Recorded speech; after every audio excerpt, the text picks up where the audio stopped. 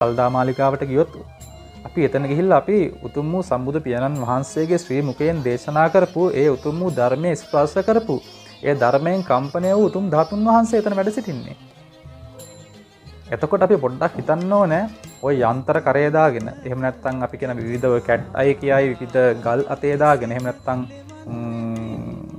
අපලවලට නැත්නම් ඔය යම් බටහිර ක්‍රම වලට එන යම් දේවල් ඇඟේ දාගෙන විශ්වාස කරන අයට අපේ බෞද්ධ පසුබිමෙන් එන ගොඩක් අයට ඒ දේවල් විශ්වාස නම් ওই දේවාල පූජා ඒව ඔක්කොම ඒවට මම පහර ගහනවා නෙමෙයි. මම මේ කියන්නේ මේ යන ක්‍රමයට වෙන දේවල් එක්ක ඒ උතුම් වූ සම්බුදු පියාණන් වහන්සේගේ ශ්‍රී ධර්මයේ ස්පර්ශ කරපු ධාතුන් වහන්සේට ඇයි මේ මෙච්චර පහර ගහන්නේ?